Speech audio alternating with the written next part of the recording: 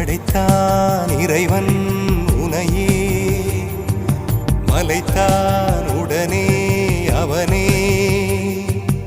அழகை படைக்கும் திறமை முழுக்க உன்னுடன் சார்ந்தது, என் விழி சேர்ந்தது.